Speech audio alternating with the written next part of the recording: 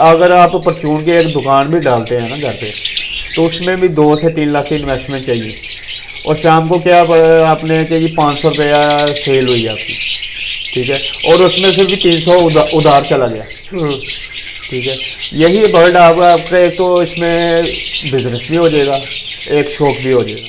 नया बंदा परेशान हो जाता है, यार मुझे ये रेट क्यों नहीं मिल रहा जो ब्रीडर को मिल रहा है। उसको ये नहीं पता कि उसके ब्रीडर के पीछे उसकी 10 से 12 साल की ब्रीडर की मेहनत है। ऐसी वो ब्रीडर अगर आज बन गया ना, ठीक है, वो ये नहीं कि बना कि वो मुंह उठाया और ब्रीडर बन गया। उसने 10-12 साल अपनी ज़िंदगी के इसमें लगाए होते हैं। सेल आउट करना तो बात ही नहीं है, ठीक है। 2-4-500 हज़ार ऊपर नीचे बंदा कर लेता है, और साफ़ सुथरा शौक है ये। कोई इसमें ये नहीं कि मुंह काला हो गया, हाथ काले हो गए, कपड़े गंदे हो गए, ठीक है।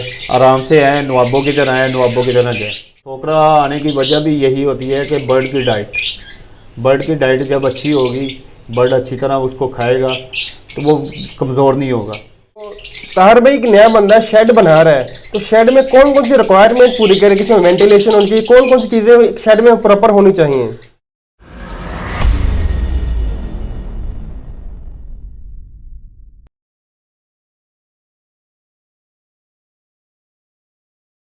अस्सलामुअलैकुम, दिस इज मोहम्मद अरफान एग्रीकल्चरस्ट। आज मैं ये लाहौर में आपको विजिट करवाने के लिए ताहर भाई का लवबर्ड का सेटअप। ताहर भाई के पास माशाल्लाह से 100 पेड़ लगा हुआ है लवबर्ड के डिफरेंट म्यूटेशन में। आए ताहर भाई से बात करते हैं, जानते हैं इनकी जर्नी के बारे में। अस्सलामुअलैकुम। वालेकुम अस्सलाम। ताहर भाई कैसे हैं? जी अल्लाह का शुक्र, आप सुनाएं। अल्हम्दुलिल्लाह। ताहर भाई सबसे पहले तो ये बताएं कि आपको आइडिया कहाँ से आया लवबर्ड फार्मिंग का? आइडिया तो बहुत मेरा ये पुराना शौक है। बेसिकली 2014-15 में मैंने ये शौक ख़त्म किया था, ठीक है, कुछ टाइम की शॉर्टेज की वजह से। तो अब माशाल्लाह तकरीबन 8 से 10 माह हो गए हैं इस शौक को मैंने दोबारा किया। आपने स्टार्टअप कितनी इन्वेस्टमेंट से किया था, कितने एरिया से किया था? शुरू में 2014-15 में जब मैंने इसको ख़त्म किया था, उस वक्त मेरी 4 से 5 लाख की इन्वेस्टमेंट तक थी। और अब माशाल्लाह ये 8 से 10 माह में मैं 50 लाख से अबाव जो है ना इन्वेस्टमेंट कर चुका हूँ। और आपको शुरू में डिफिकल्टीज कौन कौन सी आई? डिफ़िकल्टी ज़ाहिर बात है आपको कि एक अच्छी ब्रीड हासिल करना, ठीक है, उसके बाद इनकी मोटेशन को समझना, क्योंकि 2014-15 में ये मोटेशन नहीं होती थी, ठीक है। अब जब मैंने ये स्टार्ट किया तो तब तो मुझे ये भी आइडिया नहीं था इसका नाम कैसे याद रखना। अब तो शुक्र है अल्हम्दुलिल्लाह, काफ़ी हद तक जो है ना मैं इसकी पहचान बताता हूँ, ठीक है, इनका नाम भी पता है। नहीं तो कभी ये नाम सुने ही नहीं थे कि ये मोटेशन ये नाम है। तो अभी तार में आपके पास कौन कौन सी म्यूटेशन अवेलेबल है? हमारे पास ऑफलाइन में भी है, डेलूट में भी है, पेल फैलो में भी है, पैलेट में भी है, क्रीमिनो में भी है, अल्बाइनो में भी है, मुख्तलिफ डिफरेंट। तकरीबन जो है ना सिर्फ एक डन फैलो की कमी रह गई है, वो भी इंशाल्लाह ताला लगाएंगे। बकाया तकरीबन सब मोटिवेशन तो मेरे पास मौजूद है।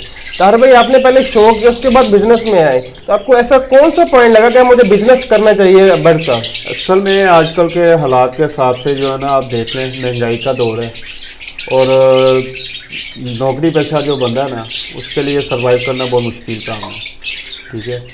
तो उसके लिए तो फिर ज़ाहिर बात है कोई पार्ट टाइम ऐसा जॉब को अपनी ड्यूटी के टाइम से फ्री होकर जो उसके पास एक्स्ट्रा टाइम है बाद में शाम का, जो अपने वो बिज़नेस को दे सको। एक सबसे बड़ा बेनिफिट ये है कि वो घर पे मौजूद हो।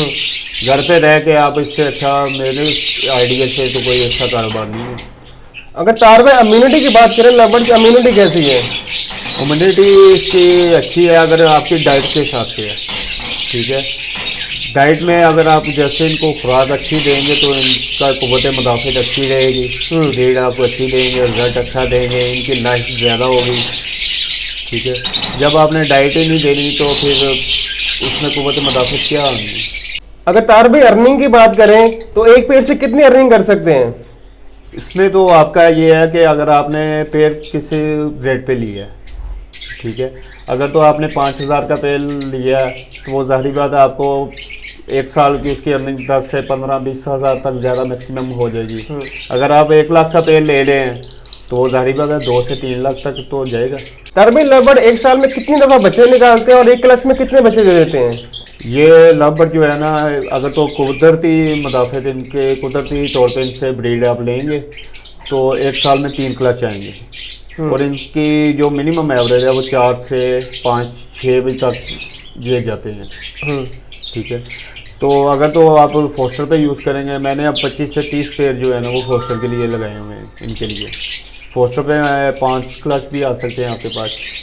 ठीक है, अब अक्सर दोस्त मज़ीद लालच भी करते हैं, वो बच्चों को हैंड फीड पे ले लेते हैं, लेकिन मेरा यही मशवरा है कि हैंड फीड वाला बच्चा ना करें। हैंड फीड वाले बच्चे की सर्वाइवल बहुत कम है। और एक क्लच में तार में कितने बच्चे निकाल देते हैं? एक क्लच में तकरीबन 4, 5, 6 ये एवरेज मेरे पास 2014-15 में आती रही है। और इसी तजर्बे की ही बुनियाद पे मैंने इतनी बड़ी इन्वेस्टमेंट कर ली है। लोग इस स्टेज पे 3 से 4 साल के बाद जाते हैं स्टार्टिंग करने पे, लेकिन ये मैंने रिस्क इसलिए लिया है कि मुझे पहले इसका तजर्बा था। उस तजर्बे की बुनियाद पे मैंने ये इतनी बड़ी इन्वेस्टमेंट जो है ना इससे किया थी। तो इनकी ब्रीडिंग एज क्या है बर्ड की तार भाई? इनकी ब्रीडिंग एज जो है ना अडल्ट पेयर जो है वो आपका 8 से 10 माह में हो जाता है। इस टाइम मेरे ये तकरीबन जितने बर्ड हैं इनकी 10 माह से ऊपर ही है। ठीक है, अल्हम्दुलिल्लाह। और रात को मैंने इनको बॉक्स हैंग किए हैं, तो मेरा ये सिस्टम जो है म्यूटेशन में समझ लें कि ये मेरा फर्स्ट सीज़न है। तो इंशाल्लाह ताला अल्लाह ताला बेहतर करेगा, मेहनत कर रहे हैं, मेहनत का सिला भी मिलेगा। तार भाई आपने स्टार्टिंग में कौन कौन सी मिस्टेक की है मेन? इसमें मिस्टेक में आपका यही होता है कि जब आप बर्ड लेने जाएँ, ठीक है, तो उसको अच्छी तरह चेक करें, उसका नेल्स पूरे हैं, फिदर उसके ठीक हैं, बर्ड आपका वीक तो नहीं है। ठीक है, तो उसका पोक्स का इशू तो नहीं है, कोई इन्फेक्शन तो नहीं है। अब मैंने एक बंदे से लिए थे क्रीमिनो, उससे मैंने 3 पीस बुक करवाए, 2 पीस उसके पास ओके थे, 3rd पीस में उसके पास एक नेल मिस था। मेरी उस बंदे से बहस हो गई। वो बंदा कहता है ये नहीं जी आप आपने बुक करवाया आप ले। मैंने कहा भाई इसका नेल लगा दो, मैं ले लेता हूँ। ठीक है, मैंने ज़ाहिर बात है 40,000 रुपया क्रीमिनो का एक पीस का देना है, तो इसकी एक नेल फ्री है। अगर बिल क्योंकि वो नॉन DNA था, अगर ये मेल निकल आता तो मेरे लिए इशू बनता है, क्योंकि फीमेल को हम चला लेते हैं, मेल के लिए थोड़ा डिफिकल्ट होगा। तो मैंने उससे कहा यार आपके पास अगर 3 पीस और भी हैं तो वो भी मैं लेने के लिए तैयार हूँ, लेकिन वो ओके हूँ, वो मैंने नहीं उससे लिए। इस तरह मुख्तलिफ आ जाता है कि बर्ड को आप जब भी लें अच्छी तरह उसको चेक करें और कोशिश करें कि किसी ब्रीडर से ब्रीड उठाएं, ना के ब्रोकर से और ना के दुकानदार से। तार भी आपका फ्यूचर प्लानिंग किया है? अभी तो आप 100 पेयर ब्रीड करवा रहे हैं, फ्यूचर प्लानिंग आपके क्या है? फ्यूचर प्लानिंग इंशाल्लाह ताला मेरा कम से कम इसको बढ़ाने का ही है। ज़ाहिर बात हर बंदा यही कहता है कि मैं तरक्की करूँ। तो 100 पेयर से तो हमने स्टार्टिंग लिया है। अब ये देख लें तो लोग 100 पेयर में मेरे आइडिया से 3-4 साल के बाद जाते हैं। तो ज़ाहिर बात है 200, 300, 400 पेयर तक इंशाल्लाह ताला मैं जाऊँगा इंशाल्लाह। तो तार भाई एक नया बंदा स्टार्ट करने जा रहा है तो कितनी इन्वेस्टमेंट स्टार्ट करें, कितनी एरिया से स्टार्ट करें? नया बंदा उसके लिए तो ये है कि वो पहले अपनी जेब को देखे, तो उसके पास इन्वेस्टमेंट कितनी है। अगर तो उसके पास इन्वेस्टमेंट है 1 से 2 लाख के दरमियान, तो फिर उसको अल्बाइनो में जाना चाहिए। ठीक है, अगर उसके पास 4 से 5 लाख में है, उसके लिए फिर क्रीमिनो है, डेकिनो है, अल्बाइनो है। ठीक है, इसमें अगर 5 लाख से 10 लाख की उसकी इन्वेस्टमेंट है तो फिर उसको चाहिए कि उसके साथ में क्रीमिनो, डेकिनो, कमर्शियल आइटम लाजमी लगाए और साथ में 2-3 पेयर जो है वो म्यूटेशन के भी ऐड कर ले। और पट्टे लेके आए ब्रीडर पेयर लेके आए? ब्रीडर पेयर के लिए मैं सजेस्ट नहीं करूँगा आपको, पट्ठों के लिए ही करूँगा, क्योंकि पट्ठों का सबसे मेन बात है आपको उनकी एज का पता है। ठीक है, आपके घर में वो बर्ड ब्रीड कर रहा है, आपको उसको 2-4 साल बाद आपको उसकी एज का आइडिया है कि इसकी यार इस टाइम में 3 साल एज हो चुकी है। क्योंकि ब्रीडर के लिए जब आप किसी के सेटअप पे जाएंगे तो वो पहली बात है, अगर मेरे पास कोई अच्छा ब्रीडर पेयर है ना वो मैं कभी सेल आउट नहीं करूँगा। ठीक है, सेल आउट बंदा वही करेगा जिसमें कोई ना कोई फॉल्ट होगा। फॉल्ट में उसमें होगा कि वो उसका मेल जो है वो स्टिक पे क्रॉस करेगा। ठीक है, या फीमेल पूरा एक्सपेक्ट टाइम नहीं दे रही, या अनफर्टाइल होगा, इस तरह के मुख्तलिफ इशू आ जाते हैं। बेहतर यही है कि आप पट्ठे से स्टार्ट करें, ब्रीडर से ना करें। जी, तार भाई ब्रीडिंग के लिए प्रॉपर रिक्वायरमेंट्स क्या क्या होती हैं? ब्रीडर के लिए प्रॉपर रिक्वायरमेंट है कि इसमें डाइट्स का मेन है। ठीक है, मल्टी विटामिन है, उसके बाद इनके दाने का है। इनको बर्ड की प्रॉपर एज जो है मुकम्मल जब होगी तो ये खुद ही ऑटोमेटिक ब्रीडिंग पे आ जाते हैं। ठीक है। अब नया फैंसियर जो है उसकी यही कोशिश होती है कि यार मैंने यार पेड़ लेके गया हूँ, ये जाते कभी मुझे डायरेक्ट बच्चे ही नहीं दे दे, एग भी ना दे और डायरेक्ट बच्चे दे दे। ठीक है। लेकिन बर्ड की जब एज मुकम्मल होगी तो वो खुद ही ब्रीड के लिए तैयार होगा।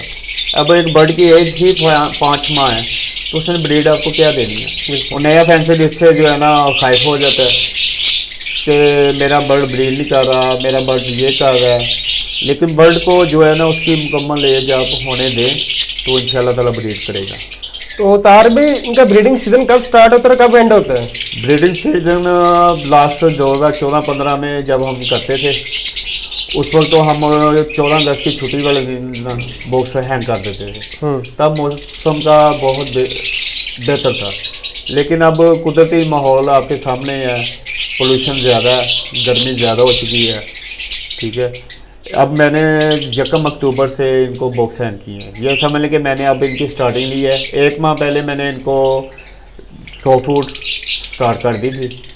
ठीक है। बरसात के फ़ौरन बाद, बरसात में मैं सॉफ्ट फूड यूज़ नहीं करता। ठीक है। ना सलाद ना किसी किस्म की सॉफ्ट फूड जो है ना, सिर्फ दाना और पानी। तो तार भी इसकी वजह क्या होती है जब सॉफ्ट फूड बरसात के मौसम में इस्तेमाल नहीं करते? सॉफ्ट फूड उसमें क्योंकि हवा में नमी बहुत ज़्यादा होती है। ठीक है। सॉफ्ट फूड में आपकी फंगस आ जाएगी, बर्ड आपका बीमार हो जाएगा। जिसमें मुख्तलिफ इशू है। बर्ड ज़ाहिर बात बीमार जब होगा तो वो आपको फिर ब्रीड के काबिल नहीं रहेगा। तो ब्रीडिंग सीजन में डाइट क्या देते हैं तार भाई ने? ब्रीडिंग सीजन में मैं सॉफ्ट फूड दे रहा हूँ। सॉफ्ट फूड में मैं पालक, गाजर और गीला दाना, और उसके बाद ये आपके सामने है। ठीक है। इसमें मुख्तलिफ चीज़ें, मोरिंगा भी है, कटल फिश है, डिन्यूट्रिकल है, ब्रीडर है, सोलवर डी ब्रीडर, ग्रिट है। ठीक है। ये आपके सामने है। उसके बाद ऑयल है, ये मैं यूज़ करवा रहा हूँ। और उसके बाद एक्स है, उसमें सॉफ्ट फूड का पूरा एक मिक्सचर बना के। ठीक है। और बर्ड के हिसाब से ये नहीं कि बहुत ज़्यादा, सिर्फ एक चम्मच, वो भी आपको एक आइडिया हो जाएगा कि आपका बर्ड मेरा कितना खाता है। अब मेरे पास एक ये पेड़ है सामने क्रीमिनो का। मैं फर्स्ट डे जब मैंने सॉफ्ट फूड यूज़ की ये लास्ट मंथ से, तो अभी मैं तमाम पेयर्स को कंप्लीट करके ना, तो मैं उसके पास आया कि देखा कि इसने सॉफ्ट फूड खा रहा है कि नहीं खा रहा है। तो उसकी प्लेट यकीन माने ऐसे साफ थी जैसे वो खुद हाथ से बंदे ने धोई हुई होती, वो धोई हुई होती। तो मैंने उसको देखा, मैंने कहा शायद मैं इसको भूल गया हूँ। नेक्स्ट डे भी मेरे साथ यही हुआ। थर्ड डे मैंने उसको ना थोड़ी सी क्वांटिटी ज़्यादा की और उस पर नज़र रखी। वो यकीन माने आप मेरे सॉफ्ट फूड डालते डालते उसने वही प्लेट चट कर दी। कि बर्ड आपका जितना खा सके, ये नहीं कि बर्ड कि आपकी रिक्वायरमेंट है आधी चम्मच, आप उसको 1 चम्मच डाल दें। ठीक है। अगर आपका बर्ड आधी चम्मच मुकम्मल कर जाता फिर आप ऐसा ऐसा उसकी क्वांटिटी बढ़ा दें। ठीक है। कोशिश रखें कि 1 चम्मच ही जो है ना सॉफ्ट फूड वो बहुत है। तार भाई सॉफ्ट फूड में क्या दे रहे हैं इन्हें? सॉफ्ट फूड में आपको बताया कि इसमें एग एंड बिस्किट है, उसके बाद डी न्यूट्रिकल है, डी ब्रीडर है, ग्रिड है, मोरिंगा है, स्पिरुलिना है, ऑयल है। उसके बाद ये विटासोल, इसका भी मैं ग्राम इसमें सॉफ्ट फूड में यूज़ करता हूँ। उसके बाद पालक है, गीला दाना है। गीला दाने में 10 से 12 किस्म की दालें वगैरह हैं, जिसमें दाल मूंगी है, दाल चना है, काले चने, ब्लैक चने, वाइट चने, मोठ है। ठीक है। ये मैं यूज़ करता हूँ। उसके बाद एग है। ठीक है। ये मुकम्मल एक मिक्सचर बना के वो सॉफ्ट फूड डेली मैं इनको दे रहा हूँ अब। और ये मेरा आखिरी बॉक्स उतरने तक इंशाल्लाह ताला स्टार्ट रहेगा डेली का। तो ताहर भाई एक नया बंदा शेड बना रहा है, तो शेड में कौन कौन सी रिक्वायरमेंट पूरी करे, किसमें वेंटिलेशन होनी चाहिए, कौन कौन सी चीज़ें शेड में प्रॉपर होनी चाहिए? उसमें मैंने थोड़ी सी गलती की थी, मेरे से हुई थी गलती। ये मेरा साथ में सेकंड शेड है, फर्स्ट जो है मैंने जहाँ से स्टार्ट लिया। उसमें मुझे ये मुश्किल आई थी कि जब बरसात आई मुझसे उसमें नमी कंट्रोल नहीं हुई, जिसकी वजह से मेरे 1-2 पीस 2-3 बल्कि एक्सपायर हुए म्यूटेशंस में। उसके बाद फिर मैंने, क्योंकि उसका मेन इशू ये था कि वो फर्श था बिल्कुल सादा, फर्श की वजह से नमी जो है ना वो बहुत ज़्यादा हो जाती है। उसमें तो क्रॉस वेंटिलेशन ही थी, सिर्फ जस्ट फ्रंट में जो है ना वेंटिलेशन के लिए मैंने जालियाँ वगैरह लगाई हुई थी। ठीक है, इसके बाद ये मेरे पास ये रूम जो है स्पेल हो रहा था, मैंने इसको तैयार किया। लव बर्ड अपनी म्यूटेशन जो भी है वो यहाँ पे शिफ्ट की। ठीक है, इसमें अब मेरी फ्रंट पे विंडो है, ये दरवाज़ा आपके सामने है, इसके ऊपर एग्जॉस्ट है। ठीक है, यहाँ पे अब एग्जॉस्ट ही चल जाएगा, हवा की बिल्कुल वेंटिलेशन क्रॉस है। इस टाइम ह्यूमिडिटी आपके सामने 50 है, 32 टेम्परेचर है, और पंखा ऑफ करके हम बैठे हुए हैं, तो ना आपको पसीना ना मुझे पसीना, और बर्ड भी खुश है। बिल्कुल। ठीक है, अब माहौल आप जैसा बर्ड को देंगे बर्ड ने वैसा लेना है। ठीक है, मैं कहता हूँ कि बर्ड को आप ब्रेलर ना बनाएं, इसको सर्दी भी बर्दाश्त करना सिखाएं और गर्मी भी बर्दाश्त करना सिखाएं। ठीक है, मिसाल के तौर पे अगर आपकी 2 से 3 घंटे या 4 घंटे लाइट ही ऑफ हो जाती है, ठीक, और आपका बर्ड है वो एसी का आदी है, तो एसी ने तो नहीं चलना। जब माहौल आपका बेहतर होगा तो बर्ड को एक बर्दाश्त करने की लिमिट उसकी होगी कि मैं इतनी गर्मी को बर्दाश्त कर लूँगा, तो बर्ड आपका कुछ भी रहेगा, उसका माहौल भी अच्छा रहेगा। और जब ब्रेलर बना देंगे तो फिर आपके सामने ब्रेलर का क्या हाल होता है। ताहर भाई नेस्टिंग मटेरियल क्या दे रहे हैं बर्ड्स को? नेस्टिंग मटेरियल जो है ना मैंने इधर पाकपतन से मंगवाई है, इसकी नेस्टिंग तो 150 रुपीज़ पर केजी के हिसाब से वो मुझे मिली है। लेपर्ड के ज़रिए उन्होंने डिलीवरी की है। फ़िलहाल मैंने सीज़न के लिए जो है ना 40 केजी वो मंगवाई है, वो भी रात को 2 सहन करने के बाद मैंने फिर इनको लगा दी है। मुंज वगैरह दे रहे हैं आप इन्हें? मुंजी है। तो मेन बीमारी ताहर भाई कौन सी आती है लव बर्ड्स में? मेन बीमारी इसमें है कि एक तो आइस की है मेन, उसमें पॉक्स हो गया या बर्ड की आंख में पानी है।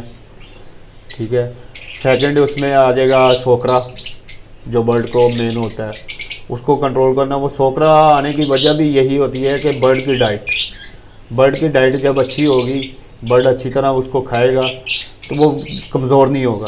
सोकरा आने की मैं यही वजह समझता हूँ कि बर्ड जब खाता पीता कुछ नहीं है तो जारी बात उसने कमज़ोर होना है। डाइट का आप उसका अच्छी तरह ख्याल करेंगे तो वो कमज़ोर नहीं होगा, उसमें सोकरा नहीं आएगा। ताहर भाई जो आई इन्फेक्शन है बहुत मेन बीमारी है लव बर्ड में, उसका सोल्यूशन क्या कर सकते हैं? उसका सोल्यूशन जो है वो मेरे पास पुराना ही है, वो मैं पहले भी वही यूज़ करता था। इस दफ़ा भी मेरे 1-2 पीसों को ये इशू आया था, लेकिन मैंने फ़ौरन उसको कैच कर लिया। कैच आप ऐसी तरह कर सकते हैं कि जब आप बर्ड को टाइम देंगे, ठीक है, मिनिमम आप 1 से 2 घंटा इनको बैठ के चेयर रख के हर बर्ड को नोट करें, उसकी एक्टिविटी को देखें कि बर्ड इस टाइम क्या कर रहा है। जो बर्ड वीक होगा, अगर उसमें कुछ अटैक हुआ है तो वो फ़ौरन आप उसको पहचान जाएंगे कि इस बर्ड को कोई ना कोई इशू है।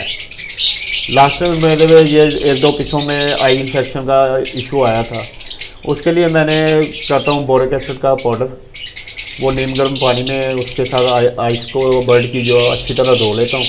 उसके बाद बेटनोसोल ड्रॉप, वो 2 कतरे सुबह 2 शाम को। ठीक है, 3 से 4 दिन ये यूज़ करता हूँ तो बर्ड माशाल्लाह बेहतरीन हो जाता है। ये तो ताहर भाई इनिशियल स्टेज में अगर कंट्रोल कर लें, अगर ये ज़्यादा ख़राब काम हो जाए तो फिर चांसेस होते हैं ठीक होने के? नहीं होते? नहीं, उसका फिर 50-50 चांस है। ठीक है, उसका ये है फिर आपको जहाँ पे आपने ड्रॉप दिन में 2 दफ़ा डालने हैं, फिर आपको 2 से 3 घंटे बाद लाजमी डालना है, और उसके बाद बोरिक एसिड या गुलाब अरक, लेकिन बोरिक एसिड बेहतर है। गुलाब अरक तो आप तब यूज़ करें कि किसी परिंदे की आँख में पड़ लग गया या किसी साथ वाले उसके बर्ड ने उसको पंजा लगा दिया, तो फिर आप अरके गुलाब यूज़ कर लें, तो नहीं तो बेटनोसोलन बेहतर है। और बोरिक एसिड से उसको ना 2 से 3 मरतबा डेली में जो है ना, ठीक है, उसकी आँख को खोल के उसको दबा के उसकी जो पीप है उसको ज़ाया करें और उसको अच्छी तरह बोरिक एसिड से साफ़ करें ताकि वो लिक्विड जो है ख़त्म हो, और उसके बाद आप ड्रॉप डालें। ये नहीं कि आपने बर्ड पकड़ा है हाथ में और उसको फ़ौरन ड्रॉप डाल दिया, पहले उसको बोरिक एसिड से लाजमी दो, यह सबसे बेस्ट सोल्यूशन है मेरे हिसाब से। ताहर भाई एक नया बंदा स्टार्टअप ले रहा है तो परिंदे कहाँ से परचेज करे? मार्केट से परचेज करे कि अच्छे ब्रीडर से जाकर परचेज करके? मार्केट से मैं सजेस्ट नहीं करूँगा, क्योंकि मार्केट में रंग बिरंगा बर्ड है, उसमें आपको इन्फेक्शन भी आ जाएगा। अब एक नया बंदा है वो मार्केट से बर्ड ले आता है, उसमें हो सकता है वायरस हो, आते उसका पीस एक्सपायर हो जाए, उसका तो दिल टूट जाए। लेकिन मैं यही सजेस्ट करूँगा कि आप ब्रीडर से जो है ना वो बढ़ लें। ब्रीडर से आपको बढ़ जाएगा, हो सकता है 1500 रुपया जो है ना महंगा मिलेगा, लेकिन आपको गारंटी होगी इस चीज़ की। ये ब्रीडर अगर ये वाकई ही स्प्लिट का पीस है, मार्केट में आपको ये क्या पता कि ये वाकई स्प्लिट का पीस है या नहीं है। और कल को आप उस बंदे को क्या जाकर पकड़ेंगे, उसने कहना भाई मेरे पास तो बाइक से आया था, मैंने आपको सेल आउट कर दिया। ब्रीडर से आप कम से कम ये कह सकते कि भैया आपने मुझे ये इसका स्प्लिट करके बेचा है, लेकिन इसका रिजल्ट ये नहीं आया, तो भाई इसका जिम्मेदार कौन है? ठीक है, पहली बात है मैंने आज तक तो कभी देखा नहीं, हो सकता बाई चांस एक आध से हुआ हो, लेकिन वो ब्रीडर उसका जिम्मेदार होगा। ठीक है, ब्रीडर से ही बढ़ लिया। मैंने तकरीबन ब्रीडर से ही सब पट्ठे परचेज किए हैं, और अच्छे ब्रीडर के जो लाहौर के टॉप ब्रीडर हैं, ठीक है, जिनमें मुख्तलिफ हैं, अदनान निशाई भाई हैं, फैजी भाई हैं, मोहसिन जफर साहब हैं, अवैस अलियास साहब हैं, अवैस मुश्ताक साहब हैं।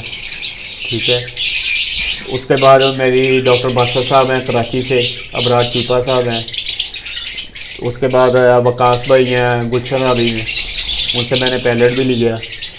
तो ब्रीडर से आप एक तो आपका तलक बनेगा, ठीक है, आपको वो सिखाएगा कुछ ना कुछ। अब मेरी मोहसिन भाई से एक दिन काफ़ी लंबी अच्छी डिस्कस भी हुई थी, काफ़ी उन्होंने मुझे टिप्स दिए थे इसके बारे में। तो ब्रीडर का फ़ायदा ये है कि वो आपको गाइड भी करेगा। तो तार भी एंड पे एडवाइस क्या देना चाहेंगे नए बंदे को? एक नए बंदे को एडवाइस यही है कि जिसके पास अगर तो टाइम है, वो 2-4 घंटे अपने यानी कि जॉब से फ्री हो के उसके बाद वो फ्री टाइम है, और उसके पास इन्वेस्टमेंट भी है। क्योंकि अगर आप परचून की एक दुकान भी डालते हैं ना घर पे, तो उसमें भी 2 से 3 लाख की इन्वेस्टमेंट चाहिए, और शाम को क्या आपने कि 500 रुपया सेल हुई आपकी, ठीक है, और उसमें से भी 300 उधार चला गया। ठीक है, यही वर्ल्ड आपका एक तो इसमें बिजनेस भी हो जाएगा, एक शौक भी हो जाएगा, दोनों चीज़ें ही आपकी हो जाएंगी। और साफ़ सुथरा शौक है ये, कोई इसमें ये नहीं कि मुंह काला हो गया, हाथ काले हो गए, कपड़े गंदे हो गए। ठीक है, आराम से आए, नवाबों की तरह आए, नवाबों की तरह जाए। आपका शौक भी है और बिजनेस भी है। ठीक है, सेल आउट करना तो बात ही नहीं है। ठीक है, 2, 4, 500, 1000 ऊपर नीचे बंदा कर लेता है। ठीक है, अब ब्रीडर है वो अपनी मर्ज़ी का उसका रेट है। ठीक है, नया बंदा परेशान हो जाता है, यार मुझे ये रेट क्यों नहीं मिल रहा जो ब्रीडर को मिल रहा है। उसको ये नहीं पता कि उसके ब्रीडर के पीछे उसकी 10 से 12 साल की ब्रीडर की मेहनत है। ऐसी वो ब्रीडर अगर आज बन गया ना, ठीक है, वो ये नहीं कि बना कि वो मुंह उठाया और ब्रीडर बन गया, उसने 10-12 साल अपनी ज़िंदगी के इसमें लगाए होते हैं, मेहनत की हुई होती है, तो जाहिर बात उसने तो फिर फल खाना है। बिल्कुल, ये चीज़ है इसमें। चलिए बहुत शुक्रिया तार भाई, आपने कीमती वक्त दिया और बहुत अच्छी इन्फॉर्मेशन प्रोवाइड की। जी शुक्रिया। Thank you so much everyone. उम्मीद है कि आपको आज की हमारी वीडियो पसंद आएगी। अगर आपको हमारी ओवरऑल वीडियोस पसंद आती है और आप चाहते हैं कि हम आपके लिए ऐसे अच्छी वीडियोस लेकर आते रहें और सेटअप विजिट करते रहें, तो आप हमारे channel Mohammad Arfan heavy cultural जरूर सब्सक्राइब कीजिए और बेल आइकन को लाजमी दबा दीजिए, जिससे हर नई वीडियो की नोटिफिकेशन आपको बर वक्त पहुँचती रहेगी। इंशाल्लाह इस वीडियो का पार्ट 2 आएगा, उसमें हम आपको तार भाई एक सेटअप विजिट करवाएंगे। इनके पास 100 पेड़ लगा हुआ है डिफरेंट म्यूटेशन लव बर्ड का। थैंक यू सो मच, अल्लाह हाफिज़।